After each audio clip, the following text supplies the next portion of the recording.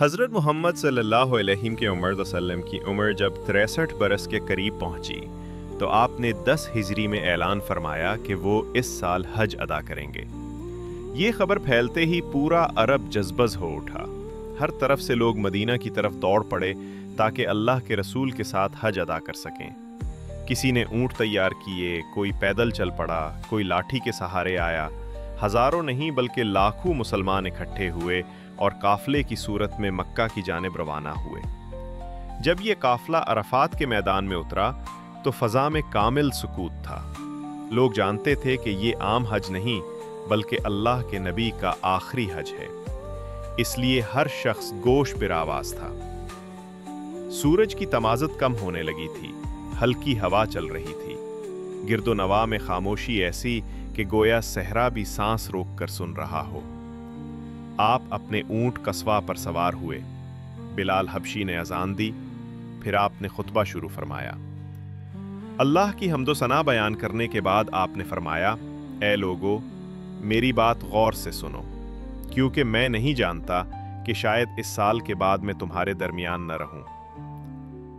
یہ الفاظ سنتے ہی صحابہ کرام پر سناٹا چھا گیا، آنکھوں سے آنسو بہنے لگے، دل کانپ اٹھے، کیونکہ وہ سمجھ گئے تھے کہ یہ الوداع کلمات ہیں۔ آپ نے فرمایا کہ جس طرح آج کا یہ دن، یہ مہینہ اور یہ شہر حرمت والا ہے، اسی طرح تمہارا خون، تمہارا مال اور تمہاری عزت بھی ایک دوسرے پر ہمیشہ کے لیے حرام ہے۔ کوئی کسی کا مال نہ لے، کسی پر ظلم نہ کرے، نہ کسی کی عزت پامال کرے۔ آپ صلی اللہ علیہ وسلم نے اعلان فرمایا کہ زمانہ جاہلیت کے تمام سود ختم کیے جاتے ہیں، اور سب سے پہلا سود جو میں ختم کرتا ہوں وہ میرے اپنے چچا عباس بن عبد المطلب کا سود ہے۔ پھر آپ صلی اللہ علیہ وسلم نے فرمایا کہ عورتوں کے بارے میں اللہ سے ڈرو، وہ تمہارے گھروں میں اللہ کی امانت ہیں، ان کے بھی تم پر حقوق ہیں اور تمہارے ان پر۔ پھر آپ صلی اللہ علیہ وسلم نے انسانیت کے نام وہ فرمان دیا جو قیامت تک گونجتا رہے گا کہ نہ کسی عربی کو اجمی پر کوئی فضیلت ہے، نہ کسی اجمی کو عربی پر، نہ گورے کو کالے پر اور نہ کالے کو گورے پر۔ فضیلت اگر ہے تو صرف تقوی کی بنیاد پر۔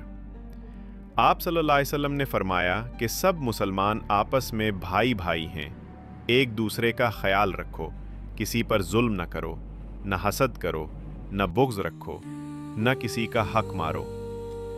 پھر فرمایا کہ میں تمہارے درمیان 2 چیزیں چھوڑ کر جا رہا ہوں، اگر تم نے انہیں مضبوطی سے پکڑ لیا تو کبھی گمراہ نہ ہوگے، اللہ کی کتاب قرآن اور میری سنت۔ پھر آپ صلی اللہ علیہ وسلم نے مجمع سے پوچھا، کیا میں نے اللہ کا پیغام پہنچا دیا؟ ہزاروں آوازیں بلند ہوئیں، ہاں اے اللہ کے رسول صلی اللہ علیہ وسلم، آپ نے پیغام پہنچا دیا۔ تو آپ صلی اللہ علیہ وسلم نے آسمان کی طرف انگشت شہادت بلند کی اور 3 بار فرمایا، اے اللہ گواہ رہنا، میں نے تیرا پیغام پہنچا دیا، اے اللہ گواہ رہنا، اے اللہ گواہ رہنا۔ یہ الفاظ ادا کرتے ہوئے حضور صلی اللہ علیہ وسلم کی آواز بھر آئی، صحابہ کرام زار و قطار رونے لگے، اور یوں انسانیت کی رہنمائی کی وہ آخری صدا میدان عرفات میں گونج اٹھی، جس نے دنیا کو عدل، مساوات، محبت اور بھائی چارے کا وہ دستور دیا جو آج بھی اگر اپنایا جائے تو زمین پر جنت قائم ہو جائے۔